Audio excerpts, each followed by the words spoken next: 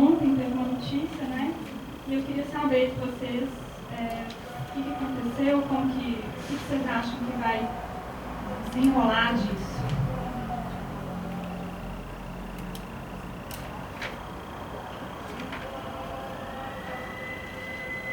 Fazer um bloco de perguntas? Paulo, você falou que o homem tinha, o homem era divino devido à imaginação criativa. Foi Descartes que falou isso? Rousseau, na verdade, é indivíduo, é o conceito de indivíduo. Indivíduo. Rousseau.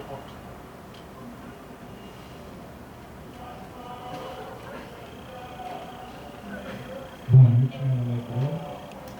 Completando um pouco a fala dela, realmente, estou na graduação, na psicologia, estou no processo período, e realmente é um tema que não é discutido, não é falado, e principalmente na questão, não só da questão propriamente dita sobre aborto, mas outros temas também tabus, como suicídio, etc. Eu acho que a realidade faz falta na graduação, e a fala da Paula em relação a essa questão de poder em relação, né, desse mundo, um país como, né, posso falar do Brasil, machista, né, então assim, tem essa questão de poder, e a mulher ela tem essa, como é que eu posso dizer, tem essa questão assim de não poder fazer o que ela tem que fazer. Simplesmente, é tão difícil até verbalizar, porque assim, o homem ele tem todos os direitos. Ele pode fazer, pode ir, pode vir, desde, né, do cunho familiar, o menino ele tem mais direito feminina, e assim vai. A questão de saúde pública, né, a questão, né, da lei, eu já tinha visto, né, em relação, ela não é seguida, né, a questão da mulher ela ter essa questão de direito.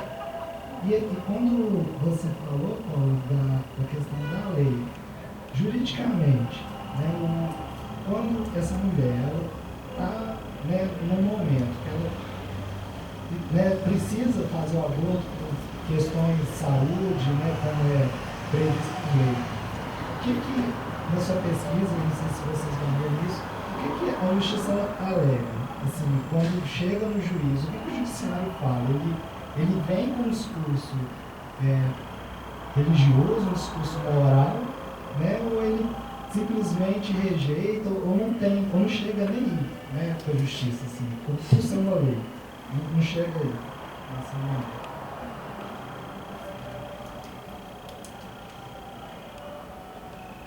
eu não interferi não, mas o pessoal está meio tímido, né? Primeiro, cumprimentar, né, o conselho por fazer essa discussão. Eu acho que é algo fundamental na nossa sociedade, né, e o conselho assumir. Seria uma sugestão para o conselho. Seria importante fazer um trabalho junto às universidades para incluir nos currículos escolares essa discussão, né? Porque eu acho que isso aí é uma carência generalizada. E uma questão para a mesa como um todo. Aí uma discussão mais política. Por que aumenta o número de violência contra a mulher, mas aí também o número de abortos em mulheres jovens negras, etc., a partir de um período, né, recente, em uma época que, em tese, pelo menos os movimentos, os grupos mais à esquerda, acreditam que estivesse havendo uma melhoria das condições de vida da sociedade.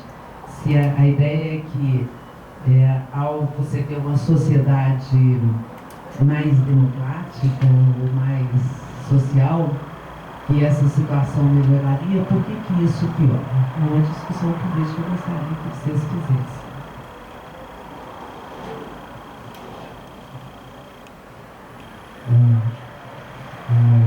Eu graduando em psicologia, aí hoje em dia de aula. Eu queria saber assim, uma coisa em relação ao sofrimento psíquico que as mulheres passam. O que leva elas, assim, não sei se tem uma estatística, leva elas vamos falar de um aborto provocado, querer fazer esse aborto, o tipo de marido, namorado que ela tem, que ela não confia, ou talvez irresponsável, o saber que a vida vai atrapalhar no trabalho, vai atrapalhar na juventude, ou quem sabe questões financeiras, não sustentar, não conseguir cuidar dessa criança, né? Ou com um medo maior, assim, o que leva mesmo para ela querer desejar isso para valer. É esse o sentido que eu gostaria de saber.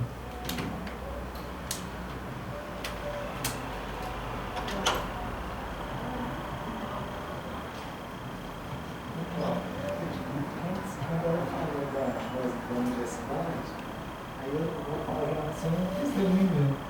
Eu estudo na PUC, uma instituição católica, e eu faço parte do colegial, né, do diretor acadêmico, e eu tive a oportunidade de conversar com o pró-reitor e o diretor acadêmico sobre temas, né, para ser discutido na universidade, e um deles, que foi simplesmente assim proibido, foi a questão do aborto. Se tratado de uma universidade católica, seria um tema que não seria propício falar dentro da universidade. Então, acho que assim, eu estou te respondendo a minha vivência que eu tive lá, e um dos motivos também de eu As federais e as...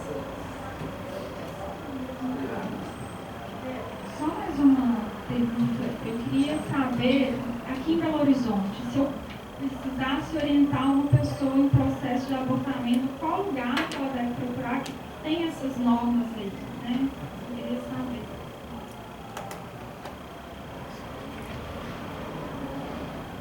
No caso, a gente pode ser que a gente não fale de aborto, não consiga falar de aborto, mas a gente pode falar de opressões, silenciamentos, né?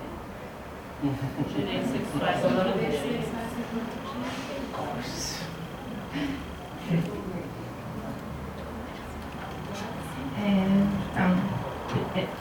Não sei se eu vou seguir a ordem, né, que vocês falaram. Você falou uma frase que eu achei muito interessante, né? A realidade faz falta na população. E é isso, essa ideia de que a gente vai se formar por problemas que são muito hipotéticos e no cotidiano, como é que a gente se depara com algumas coisas, né? E aí você falou sobre a legislação, os casos de aborto legal, como é isso e como eu encontrei isso. Na minha pesquisa, eu escutei 22 itinerários abortivos. Alguns poderiam ser um caso de aborto legal, porque foram gravidezes oriundas de violência sexual, mas no momento que ocorreu, a mulher não tinha dimensão disso. Nem de que tinha sofrido uma violência, porque se deu por um parceiro, né, na época um namorado, nem tinha informação de que isso seria um atendimento possível. Então isso não foi nem vinculado para ela como uma possibilidade. O que a gente percebe é que assim, a norma técnica ela diz, a mulher ela não precisa do boletim. Então, no caso da violência sexual. Infelizmente, muitos serviços, eles ainda exigem no momento em que a mulher chega. Isso depende muito de várias questões, da equipe, de quem é inclusive a equipe que está de plantão. Então, eu fiz a minha pesquisa em Salvador, né, a pesquisa do mestrado. Então, lá o serviço de aborto legal fica numa maternidade pública, e no momento em que eu entrevistei, eu fiz a pesquisa de mestrado e a pesquisa da graduação. No momento que eu entrevistei as psicólogas, elas falavam assim, às vezes a gente pede para a mulher voltar amanhã, porque amanhã a gente sabe que tem mais chance do médico seguir, autorizar e não pedir que ela vá na delegacia, faça um BO e etc.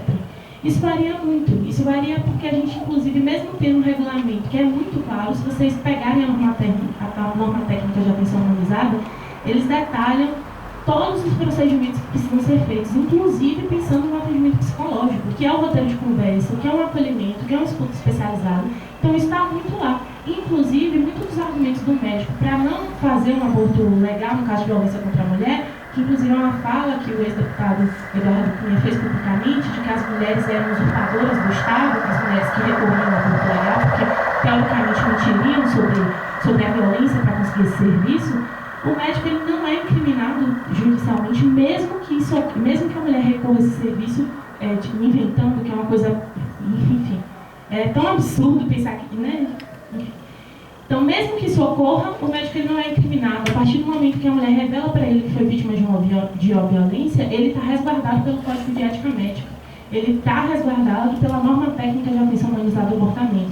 Então, muitas vezes, o profissional que está nesse serviço, ele desconhece os documentos oficiais que regulam o atendimento que ele presta. E isso é um desencontro muito significativo assim, para a oferta desses serviços.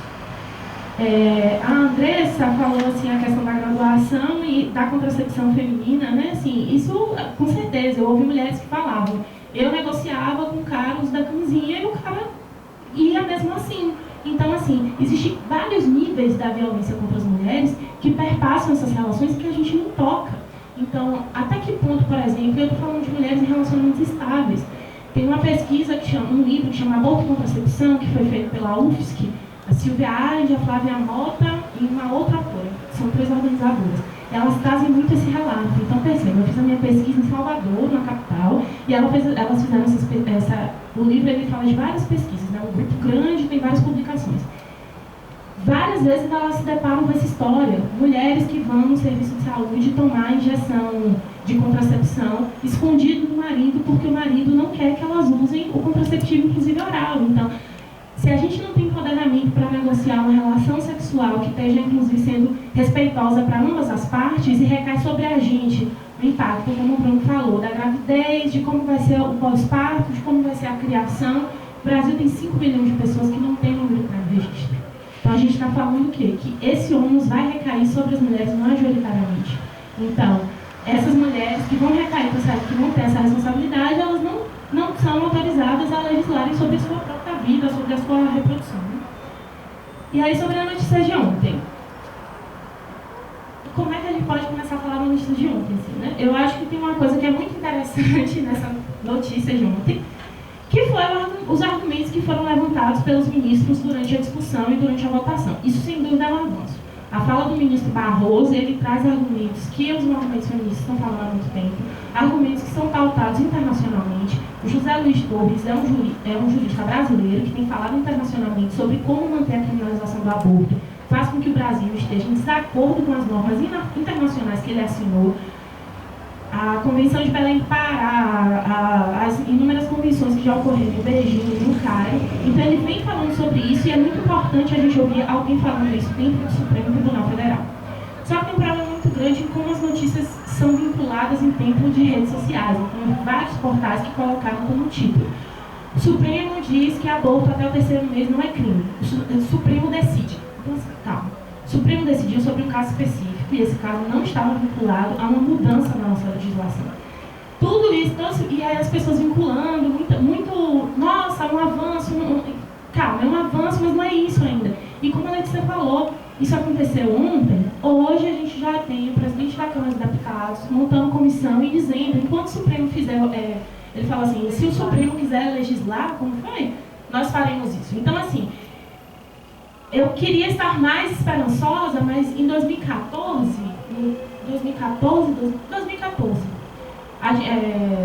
foi lançada uma portaria do Ministério da Saúde, a portaria 415 de 2014, do dia 22 de maio, e essa portaria regulava, por exemplo, é uma portaria muito administrativa, gente, é tipo assim, quanto o SUS gasta com internação pós-abortamento. Então, quanto o Ministério da Saúde vai dispensar para uma internação pós-abortamento? Coisas como gás, comida, dentro do hospital, é sobre isso a portaria.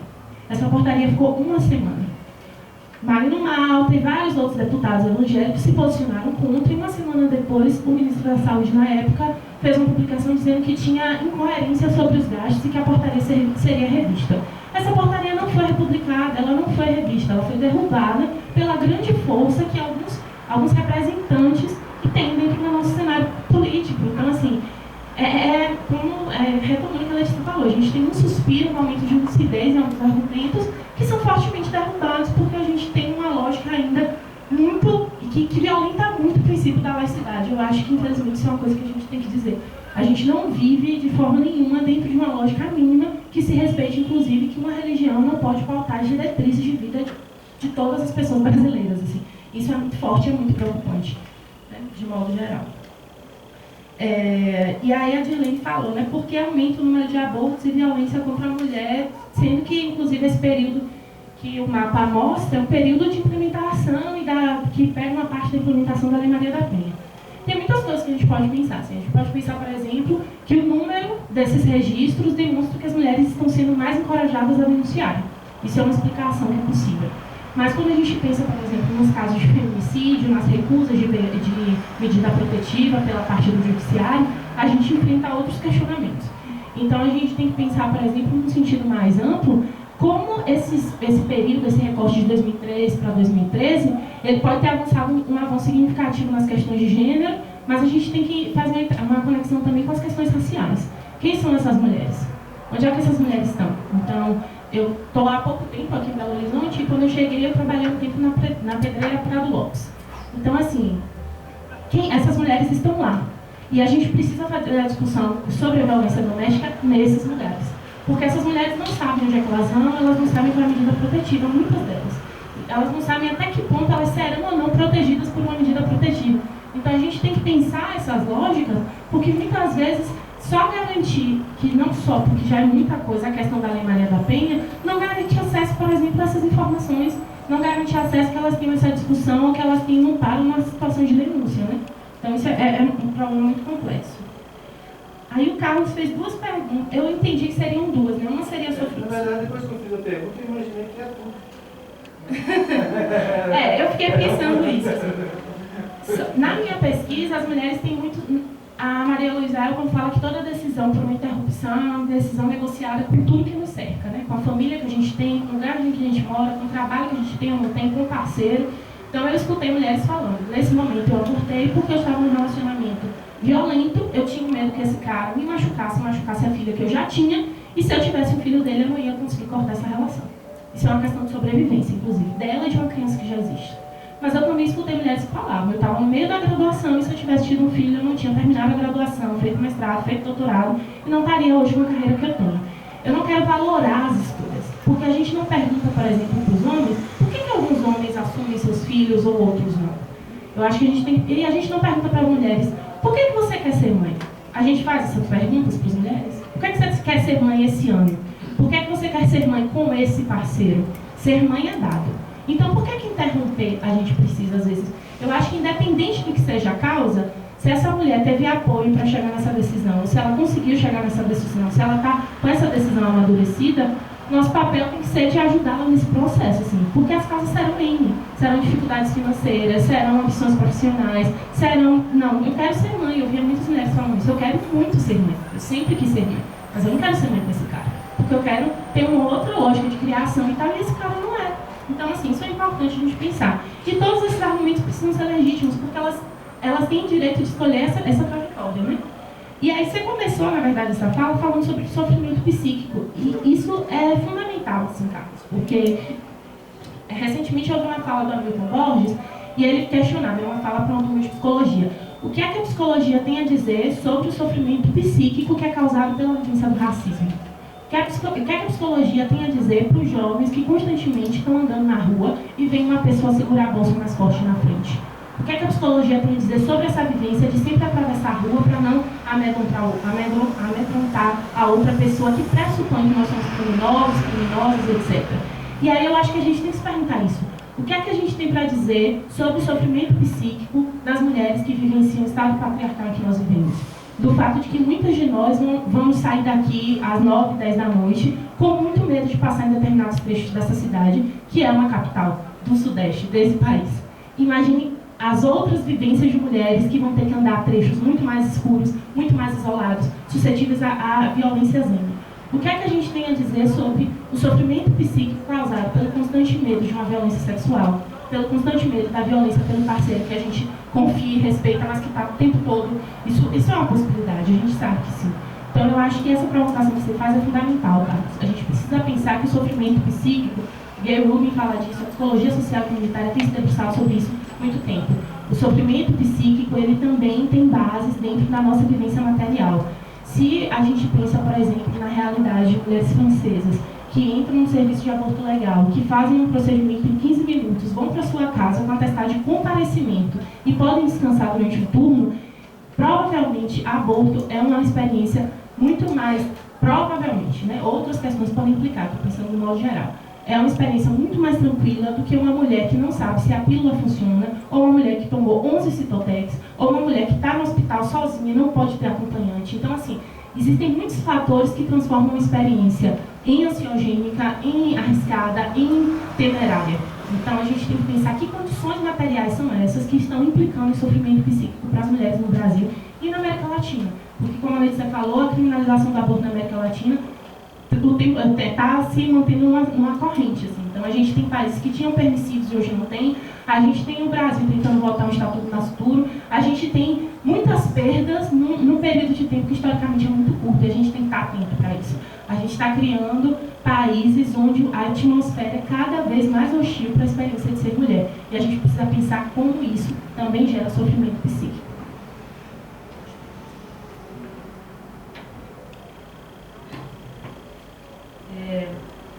Então, de novo, a Paula respondeu já praticamente tudo. Eu vou fazer breves comentários. Em Belo Horizonte tem um dos melhores serviços de aborto legal do Brasil, né? Um complexo dos mais organizados. Apesar de não ser perfeito e maravilhoso, mas como a situação em geral é muito ruim, se destaca. E realmente há uma intenção muito grande de produzir um bom serviço, né? Então, aqui tem 4 serviços de referência para aborto legal. O Odete, o Odilon, o Hospital o Júlia Kubitschek, que fica no Barreiro, e o Hospital das Clínicas. Qual?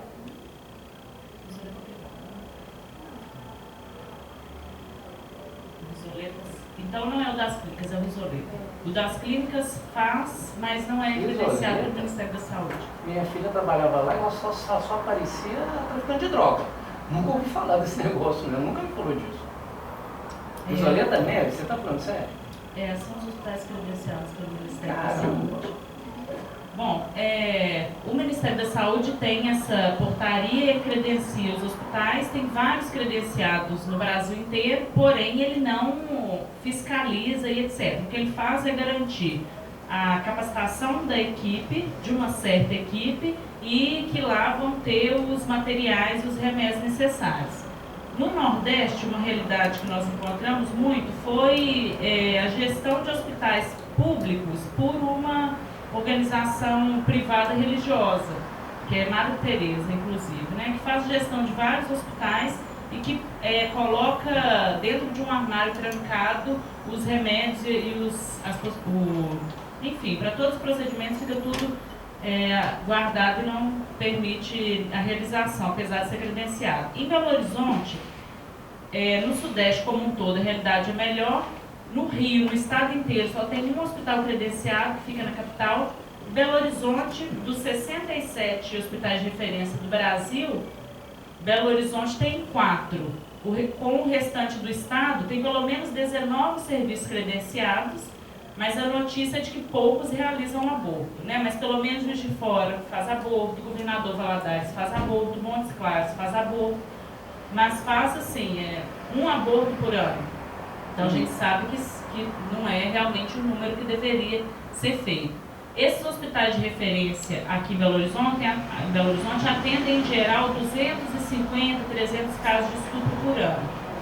Como a política ela tem sido de dar visibilidade a esse serviço, mas a gente sabe que ainda é limitado, porque grande parte não sabe da existência, há uma eficácia na contracepção de emergência. Então, dessas mulheres, num período de 10 anos de funcionamento desses serviços, houve um caso de mulher que se contaminou com HIV, então é eficiente, e nenhum caso, e um caso de gravidez pós o atendimento, ou seja, a pílula do dia seguinte não funcionou, em um caso.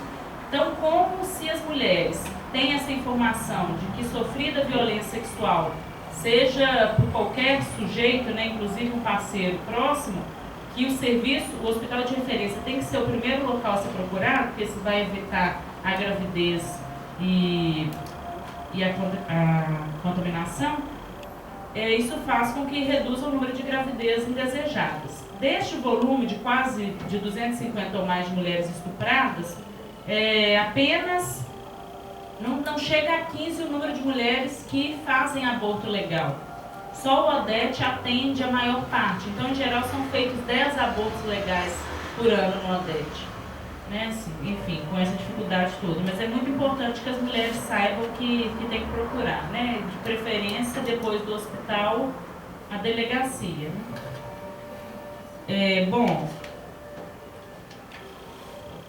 a pergunta da Dilene é muito difícil, né? Eu acho que as questões que a Paula coloca, depois eu gostaria que a Cláudia respondesse também. Mas parece que de modo geral, né, isso também tem sido bastante debatido, né? Mesmo um projeto de sociedade que se nomeia de esquerda e democrático e etc., não deixa de hierarquizar as demandas prioritárias, né?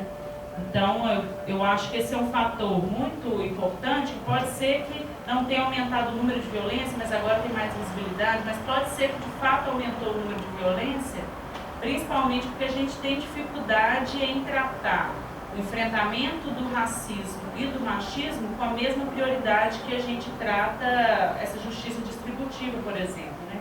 A gente ainda acha que garantir que as pessoas tenham acesso material mais igualitário, que haja uma distribuição mais igualitária, que a gente lute por isso, vai ser suficiente. Depois que a gente avançar nesse campo, a gente pode começar a falar desses outros fatores, né? E isso faz com que a gente conviva, por exemplo, dentro dos próprios movimentos de esquerda, que se dizem a favor de direitos humanos e etc., com muitos processos de violência e machismo e etc. Então, assim, essa mudança estrutural a gente ainda não fez, nem chega perto, né?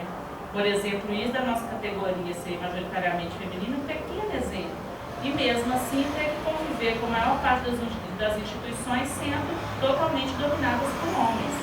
Seja nos locais de liderança, ou seja, compondo majoritariamente, ou seja, não estando em local de liderança, mas ainda assim simbolicamente sendo aqueles que mais têm voz e autoridade dentro das instituições. E ocupando todos os outros cargos, né? A gente vê que forma 90% mulheres na psicologia, daí 5 anos, aqueles poucos homens formados estão em cargos de gestão, estão trabalhando, estão ganhando melhor. Aquelas mulheres aceitam dos mais variados tipos de trabalho, etc. Nós vemos que os professores ainda, majoritariamente na psicologia, são homens, e que o fato, por exemplo, de sermos mulheres falando de aborto, isso deslegitima muito a causa, né? A gente precisa que homens falem sobre essas questões para a sociedade achar que de fato é algo sério. Então, quando o Drauzio Varela, homem, médico, branco e rico, fala que precisa legalizar o aborto, parece que precisa mesmo, né? Mas quando nós, feministas, etc., falamos que precisa, não passa de uma vontade de querer fazer sexo livremente, né? Ainda que essa seja uma reivindicação bastante legítima.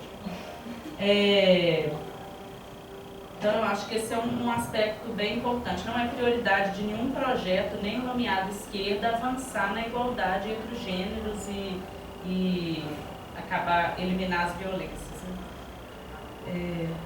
Eu acho que é isso, porque a Paula já respondeu bastante do que eu também gostaria de falar. Acho que a pergunta que a Dilene fez podia voltar para ela. Né, assim, para a gente estudar também qual que é a sua leitura desse fenômeno, né? Eu acho que você tem uma... Você está tentando fugir de responder? Porque ela falou que você ia responder, você está devolvendo espertinho. Eu nem me sinto assim tão confortável para responder, visto que eu também estou na mediação da mesa. Acho que a Dilene poderia comentar a respeito.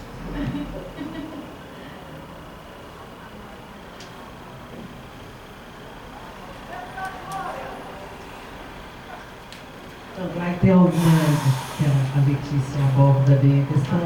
Agora, tem algumas questões que eu acho que vem à tona nesse período, que é importante, porque quando você empodera determinados, né, seres humanos, quando o jovem negro pobre, ou a mulher negra pobre, etc., começa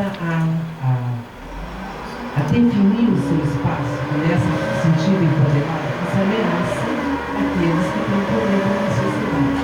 E aí eu acho que é um retorno muito